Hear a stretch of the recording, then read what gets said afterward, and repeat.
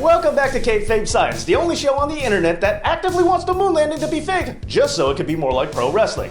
I'm your host, Dr. Nowadays, everybody want to talk, that they got something to say, but nothing comes out when they move their lips, just a bunch of gibberish, and motherfuckers act like they forgot about Dave. Today's subject is the schoolboy. When it comes to the particulars of pinning, there are some fans out there who might find that pinpointing the schoolboy is a lot like trying to find a pin in a giant haystack Calhoun.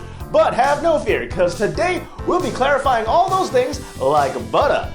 You know, like clarified butter, it's a cooking thing, cooking is science, it's like, you know what, never mind. Save the bad puns for the end of the episode. Come on, get your life together. Now, the schoolboy is one of the most easily confused pins there is out there, but it's also one of the very best ones that a wrestler can have in his repertoire. The problem is that the move tends to get all mixed up, like 311, with two other common pinning maneuvers, the small package and the roll-up. The small package differs because it's a pinning hold where both wrestlers start face-to-face in a starting position similar to that of a vertical suplex. But then the wrestler who is going for the pin will then lock his leg in and pull the opponent down onto the mat to form a small package. Really trying to avoid the obvious joke here.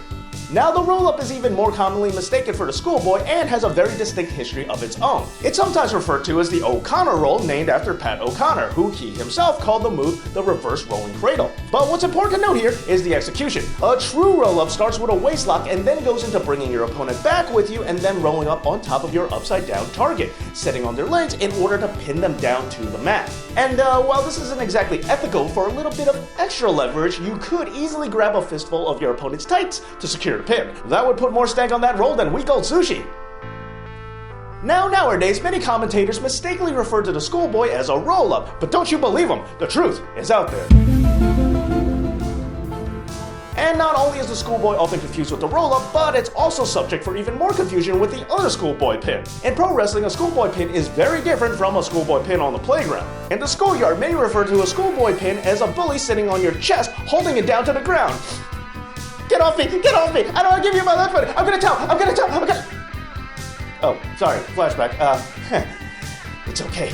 They can't hurt you anymore. Excuse me, I need a moment.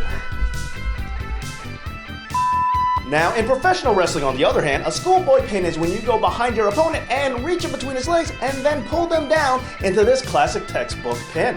And the reason the schoolboy scores top marks above the rest lays in the ease of its execution. The small package relies on a complexity of maneuvers in order to keep an opponent from wriggling out. The roll-up, on the other hand, uses gravity to hold an opponent in place. And both use an element of surprise to try and score a victory before the victim knows what's what. However, both of those moves are subject for more turnover than Walmart, as these holds are so easily reversed. The pinner can often become the pinee. But while the small package can easily get turned into another small package, and the roll-up can definitely become another roll-up, the schoolboy cannot easily be turned into yet another boy from school. The pinning position of the SB pin does not give a pin combatant any easy access to reach between his attacker's legs to do the same as a counter, so you're safe from having your own attack being used against you. So in closing, in addition to utilizing the element of surprise, maximizing potential leverage, and being a hold that can easily be securely locked in, the schoolboy uses the best pinning practices but does not suffer from any of their weaknesses. Because this pin is one schoolboy that grew up to be a rich and famous scientist. So take that, captain of the football team, and you can cram it, head cheerleader, prom queen, and let's just see who's got spare now, because I bet the both of you are probably out there with nothing jobs and are getting